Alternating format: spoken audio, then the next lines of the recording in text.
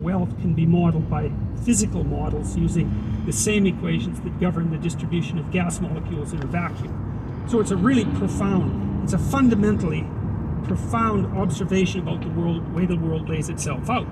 And it's problematic because if resources accrue unfairly to a small minority of people, and there's a natural law-like element to that has to be dealt with from a social perspective, because if the inequality becomes too extreme, then the whole system will destabilize. And so you can have an intelligent discussion about how to mitigate the effects of the transfer of creative production into the hands of a small number of people. Now, the other reason, however, having said that, the other reason that Marx was wrong, there's a number of them. One is that even though creative products end up in the hands of a small number of people, it's not the same people consistently across time. It's the same proportion of people. And that's not the same thing.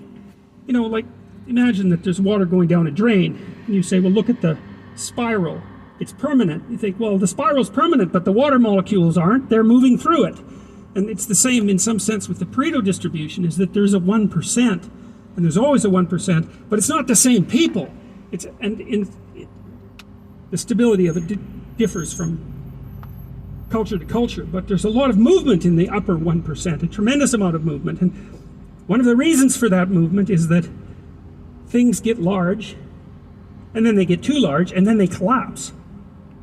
And so in 2008, when the politicians said, too big to fail, they got something truly backwards, as far as I can tell, and that was,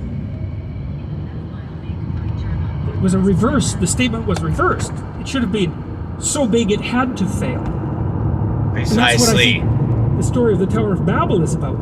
It's a warning. There is a point you must fall down if you overinflate. The expansion of a system until it encompasses everything. It's a warning against. That's why you need to spend what you have pretty much actively, constantly. People set out to build the Tower of Babel. Add it to somebody else if you can't find some other way to do it. Right, so the idea is that it can... Supply someone else. That's how you detoxify everything. It can replace the role of God. It's something like that. It can erase the... Erase heaven itself. Jesus Christ. That's an interesting... The fact that that doesn't work and that God objects to it is also extraordinarily interesting, and it's an indication to me of the unbelievable profundity of these stories. It's like, I think one thing we should have learned from the 20th century, but of course didn't, was that there's something extraordinarily dangerous about totalitarian utopian visions. That's something Dostoevsky hundreds, that there was something, the notion of utopia. One of the things he says that I loved, it's so brilliant, he said, imagine that you brought the socialist utopia into being. And Dostoevsky says that human beings had nothing to do except eat, drink, and busy themselves with the continuation of the species. He said that the first thing that would happen under circumstances like that would be that human beings would go mad and break the system, smash it, just so that something unexpected and crazy could happen. Because human beings don't want utopian comfort and certainty. They want adventure and chaos and uncertainty. And so that the very notion of a utopia was anti-human, because we're not built for static utopia. We're built for a dynamic situation where there's demands placed on us and where there's the optimal amount of uncertainty. Well, we know what happened in the 20th century as a consequence of the widespread promulgation of utopian schemes, and what happened was mayhem on a scale that had never been matched in the entire history of humanity. And that's really saying something, because there was plenty of mayhem before the 20th century. I guess there wasn't as much industrial clout behind it. And so early, you see, so early in the biblical narrative, you have a warning against hubris. This is it. And some indication that proper functioning, the rise of nationalist movements all over the world, as a counterbalance to globalization. Maybe it's most marked with the European Economic Community. The Babel phenomena is that, and maybe this is most evident in the European Economic Community, to bring all of that multiplicity under the,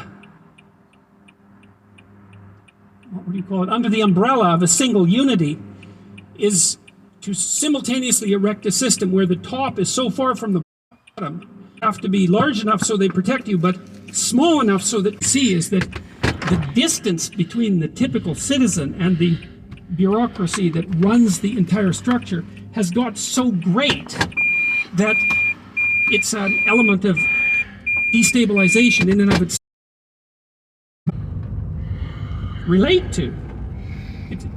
There's a history there and a shared identity, a genuine identity, an identity of language and tradition. It's not an artificial imposition from the top, an artificial abstract imposition.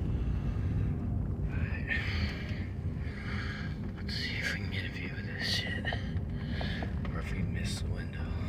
In the Egyptian creation myth, the version I'm most familiar with, in the previous creation myth, an older one, the Mesopotamian creation myth, mostly what you see missing humanity is Tiamat. She's the dragon of chaos, and so that's nature. It's really Mother Nature, red in tooth and claw. But by the time the Egyptians come along, Read the preview. This looks really fucking good. it isn't only nature that threatens humanity, it's the social structure itself. And so the Egyptians had two deities that represented the social structure, and one was Osiris, who was like the spirit of the father. He was a great hero, established Egypt, but became old and willfully blind and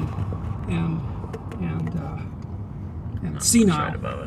And he had an evil brother named Seth, and Seth was always conspiring to overthrow him. And because Osiris ignored him long enough, Seth did overthrow him, chopped him into pieces and distributed him all around the kingdom. His son Horus had to come back and fight. Osiris's son Horus had to come back and defeat Seth to take the kingdom back. That's how that story ends. But the Egyptians seem to have realized, maybe because they had become bureaucratized to quite a substantial degree, that it wasn't only nature that threatened humankind, it was also the proclivity of human organizations to become too large, too unwieldy, too deceitful, and too willfully blind, and therefore liable to collapse. And again, I see echoes of that in this story of the Tower of Babel. Okay. So, it's a calling for a kind of humility of social engineering. One of the other things I've learned as a social scientist, and I've been warned about this by, I would say, great social scientists, that you want to be very careful about doing large-scale experimentation with large-scale systems, because the probability that if you implement a scheme in a large-scale social system, that scheme will have the result you intended is negligible. What will happen will be something that you don't intend, and even worse, something that works at counter purposes to your original intent.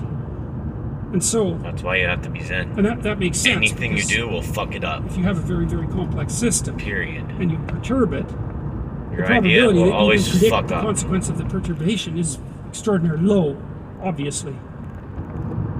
If the system works, then you think you understand painful. it because it works. And so you think it's simpler than it actually Once is. You fall for and so then you think that your model of it is correct, and then you think that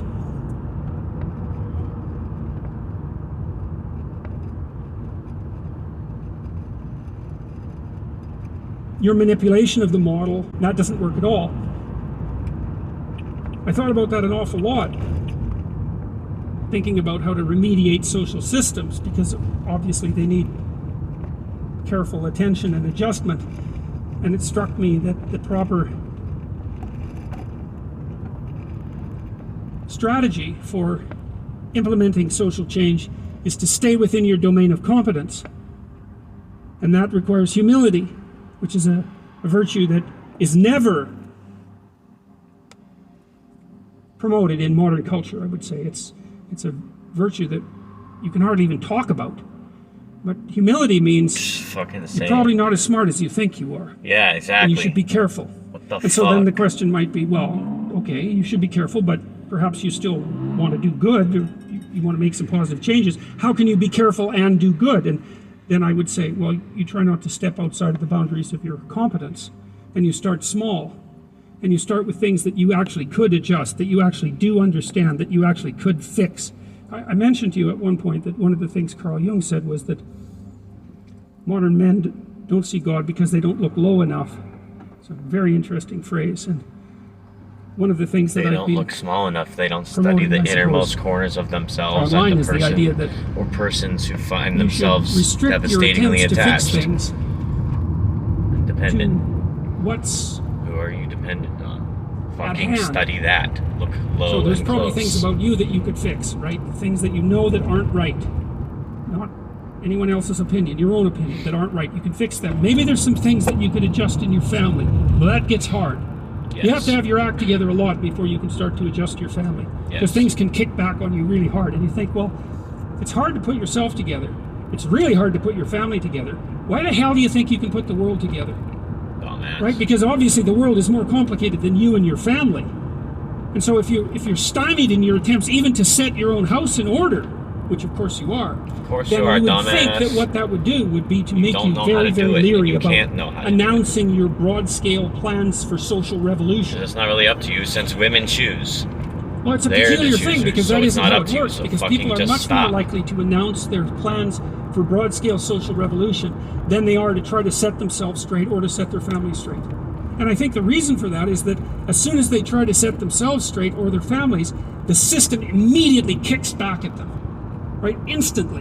Whereas if they announce their plans for large-scale social revolution, the lag between the announcement and the kickback is so long that they don't recognize that there's any error there. And so,